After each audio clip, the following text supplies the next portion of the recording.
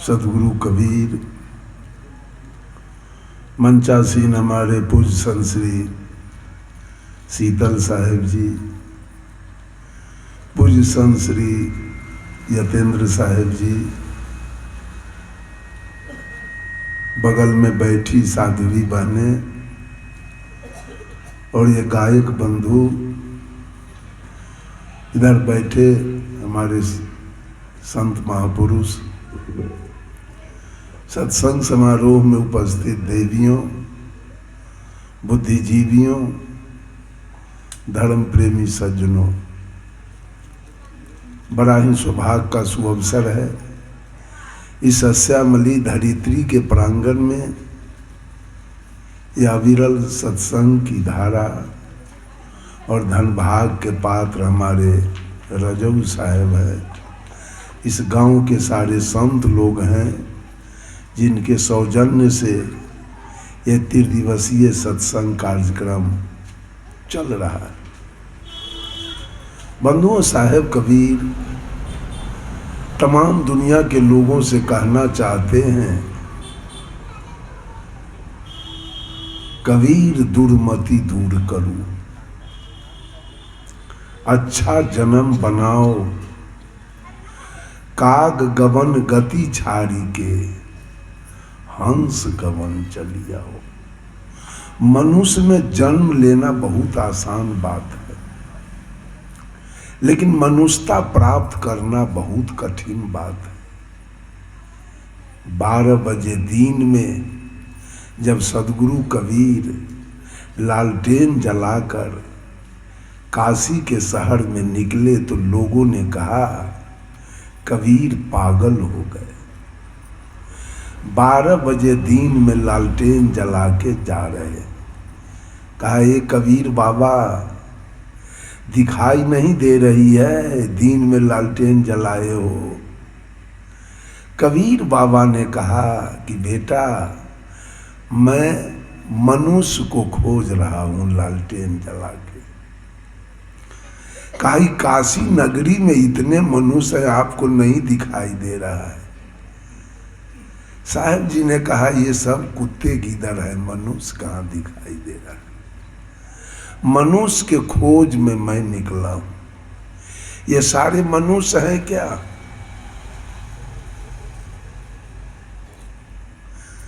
मनुष्य में जन्म लेने से कोई मनुष्य हो सकता है क्या? मनुष्यता प्राप्त करना बड़ा कठिन बात है। साहब कबीर कहते हैं हर एक व्यक्ति के दिमाग पर दुर्मति का दबाव लगा हुआ है। मति एक सीधा साधा शब्द है, उसमें उपसर्ग लगा है। मति शब्द में दूर उपसर्ग लगा है तो क्या हो गया? दुर्मति। अगर सुपसर्ग लग जाए तो सुमति, और दूर उपसर्ग लगा तो दुर्मति।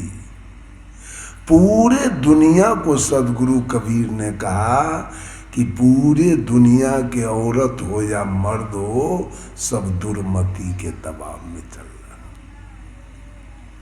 इसको कहते हैं दूर करूं, कबीर दुर्मति दूर करूं। दुर्मति क्या है? जब हम गलत लोगों के संगति में जाते हैं तो संगति में कुपसर्ग लगता है, और हमारी संगति क्या होती है? कुसंगति। और कुसंगति में रहते रहते मानव की जो मति है उसमें कुपसर्ग लगता है तो मति होती है कुमति। और कुमति के दबाव में जितने कर्म होते हैं उसमें कुपसर्ग लगता है, और सारे कर्म कुकर्म होते हैं। और जब आपके जीवन में कुकर्म होगा तो आपका जो संस्कार है उसमें कुपसर्ग लगेगा और आपका संस्कार सारा कुसंस्कार हो जाएगा, और कुसंस्कार वाले व्यक्ति को नरक और दोजक में जाने से कोई बचा नहीं सकता। ये दुर्मति एक नहीं, अनेक अनेक दुर्मति हमारे जीवन में है। पहला है शारीरिक दुर्मति, दूसरा है पारिवारिक दुर्मति, तीसरा है सामाजिक दुर्मति, चौथा है राजनीतिक दुर्मति, और पांचवा है आध्यात्मिक दुर्मति। जीवन के जितने भी पक्ष हैं हमारे, सब दुर्मति के दबाव में है। उस मनुष्य के जीवन में सुख और शांति कैसे आ जाएगा? कल्याण कैसे होगा? मोक्ष कैसे होगा? हो सकता है क्या? जिसका जीवन का हर पक्ष दुर्मति के दबाव में हो, उसके जीवन में सुख शांति कैसे आ सकती है? उसका मोक्ष कैसे हो सकता है? उसका कल्याण कैसे होगा?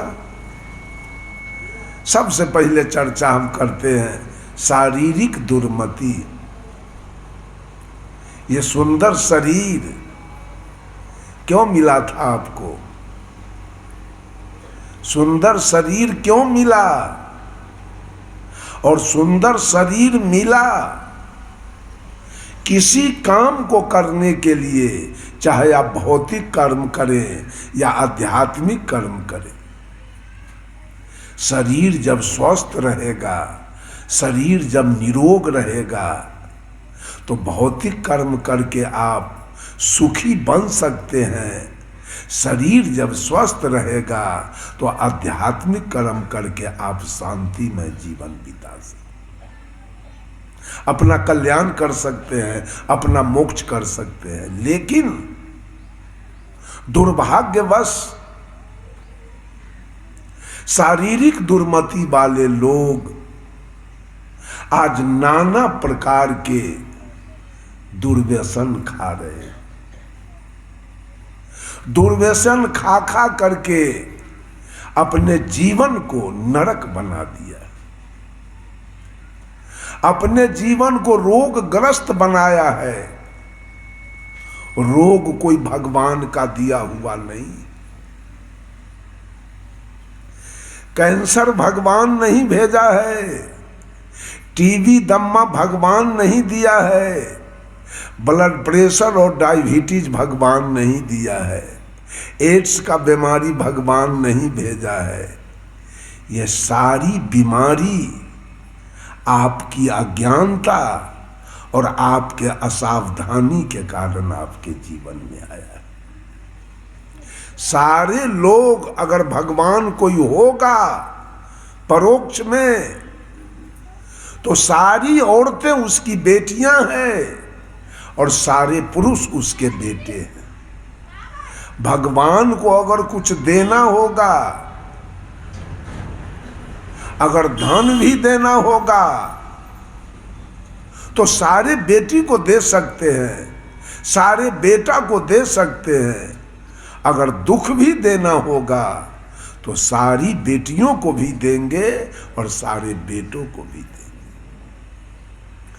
सबको कैंसर नहीं हुआ, आपको क्यों हो गया? आपसे भगवान नाराज है क्या? आपने भगवान का मूल्य उखाड़ा है क्या? आपने भगवान को गाली दिया है क्या?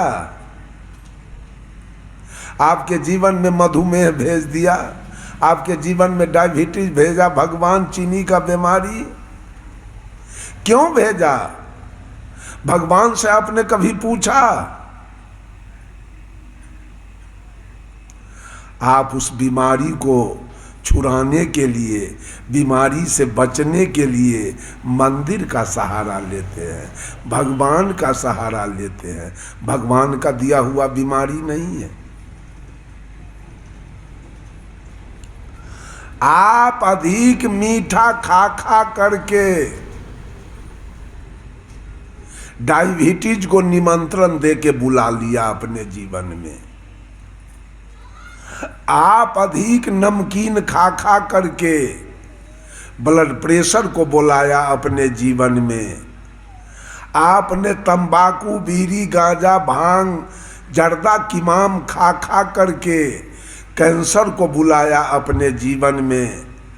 आप अधिक वासना के चक्कर में पड़कर एड्स का बीमारी बुलाया अपने जीवन में। दुर्मति के कारण आज की हॉस्पिटल जाके देखिए तो भरा हुआ है,